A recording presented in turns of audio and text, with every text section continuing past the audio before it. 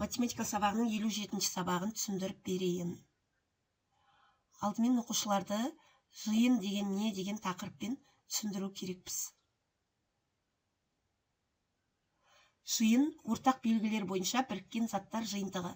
Жиынды әртүрлі нысандардың қандай да бір белгісі негізінде құруға болады. Жиынды құрайтын заттар элементтер деп аталады. Мысалы, жиынды көбінесе дөңгелектің ішіне саламыз. Бұл жерде көбелектер орналасқан. Демек, бұл жиынды көбелектер жиыны деп атауға болады. Ал элементтер осы көбелектер.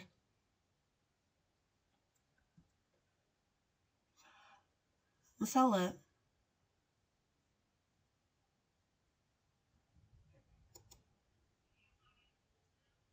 жыл мезгілдері атты жиынға біз нені орналастыра аламыз? Күз, қыс, көктем және жаз. Бұл жердегі элементтер күз, қыс, көктем, жаз. Бұл элементтер. Ал жиынның аты жыл мезгілдері. Олардың ортақ белгісі барлығы да жыл мезгіліне жатады. Барлығында да 3 ай бар. Ал енді қарайық. Бұл жердегі құстардың аттарын оқиық. Қарға, шымшық, торғай, пингвин, түйеқұс. Бұл осы бесеуі құсқа жатады.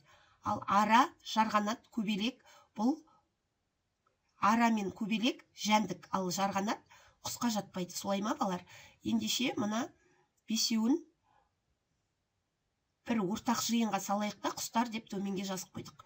Енді ұша алатындарды және жәндіктер мен жануарлар. Бұл ара, жарғанат, көбелек, ұша алатындар. Ал енді екі жиынның ортақ бөлігінде қарға, шымшық, торғай орналасты. Өйткені ол ұша алатынға жатады және құсқа жатады.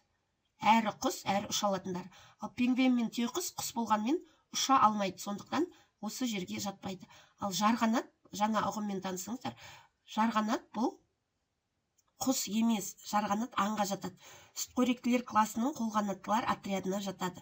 Жарғанат ұя салмайды. Ұя салатын қолы не тұмсығы жоқ. Ал енді балалар, бұл жердегі артық элемент табайық.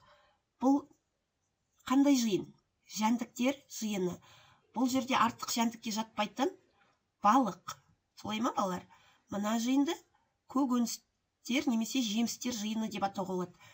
Жемістерге келеді, өйткені жеміс көп. Алма, алмұрт, банан. Ал артық бұл пияз. Геометриялық фигуралар соның ішінде төртбұрыштар орналасқан. Төртбұрыш, төртбұрыш, төртбұрыш. Бір ғана артық ол үшбұрыш. Бүгінгі тақырып сандар жиынын құру және жіктеу. Сандар жиыны деген элементтері сандар болатын жиын. Біз жаңа құстарды, көбелектерді, жыл мезгілдері деген жиындарды таныстық. Ал енді егер жиынның ішінде тек қана сандар болса, бұл сандар жиыны деп аталады. Түсінікті ме? Мысалы, А жиыны, ол бір таңбалы сандар жиыны. Бір таңбалы сандарға нелер жатады? Қай сандар жатады? 0, 1, 2, 3, 4, 5, 6, 7, 8, 9, 10. Онда шеңбер сызамыз. А жиыны деп белгілеп қоямыз. Жиынды латынның әрпімен белгіледі. Және мінеке бір таңбалы сандарды орналастырдық ішіне. Ал енді бір саны А жиынына жатады. Өйткені ол мына А жиынның ішінде тұр. Екі саны да А жиынның ішіне жатады. Тиісті, яғни. Оны былай жазамыз. Бір тиісті А жиынына. Немесе барлық элементтерін жазатын болсақ, осындай таңбамен жазамыз. Қараңыздар, оқылуы былай. А жиынының элементтері 0, 1, 2, 3, 4, 5, 6, 7, 8, 9. Түсінікті ме? Егер 10 санын алсақ, ол мына жиынға жатпайды. Өйткені ол екі таңбалы. Сондықтан 10 тиісті емес А жиынына. Көрдік пе? Енді бірінші есепке қарайық. К және Е жиынын салу керекпіз. Және К жиынына тиісті емес элементтерді атау керекпіз.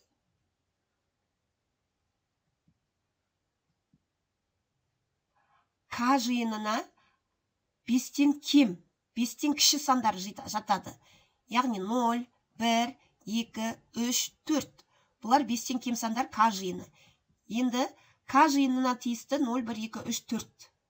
Түсіндік пе? Бұл жердегі 5 жатпайды, 7 жатпайды, тиісті емес. Түсінікті ме? Енді Е жиынын қарайық. Е жиынына тиісті бұл бір таңбалы сандар. Бірақ бізге айтады, мен барлық сандарды орналастырдым, бізге айтады, тек 4 сан жаз дейді. Осы жерден өздерің қалаған 4 санды жазып қойсаңыздар болады. Түсінікті ме?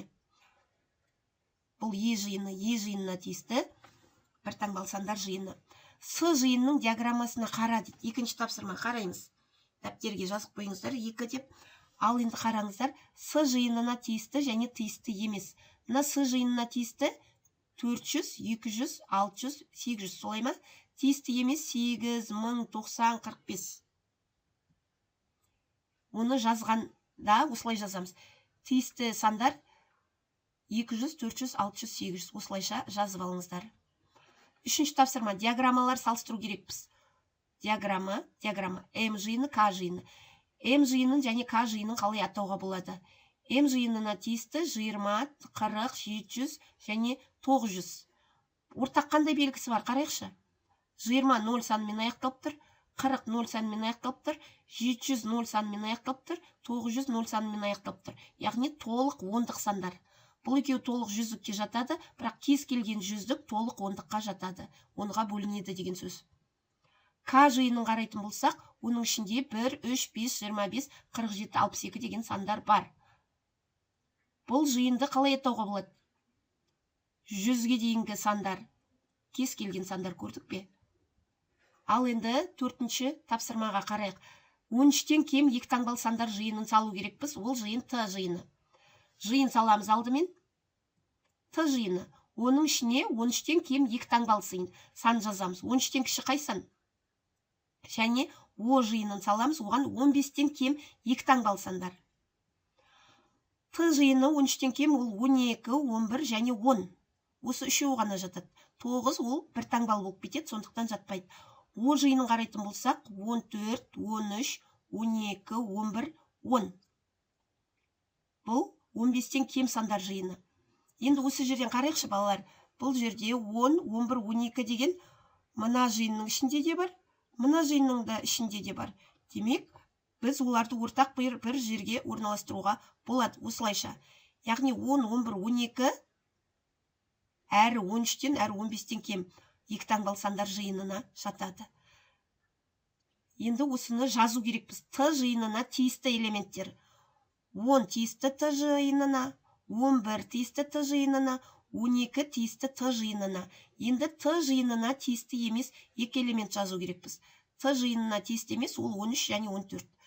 13 тиісті емес және 14 тиісті емес Т жиынына. 5-ші тапсырма жиын элементтерін атау ойынын ойнайық. Гүлдер жиынына нелер жатады? Қызғалдақ, кез келген гүлдің атын айтыңызшы. Мысалы мен раушан деп алдым. Гүлдер жиыны қызғалдақ, раушан, тағы қандай гүлдер білесіңіздер, атын жазсаңыз болады. Өзендер жиыны есіл, құстар жиыны қарлығаш, мен торғай деп алдым. Өзендер жиыны есіл, ертіс, таулар жиыны Алатау, Тянь-Шань. Кез келген таулар жиыны, таулардың атын жазуға болады.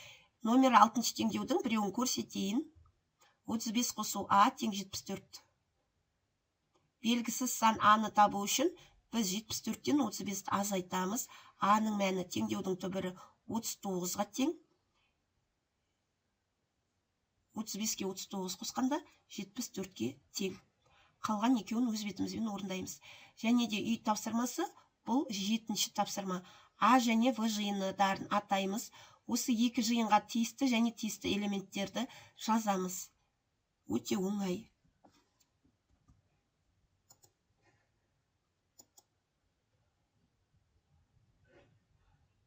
Амина. Запись басқанын сақтап бер.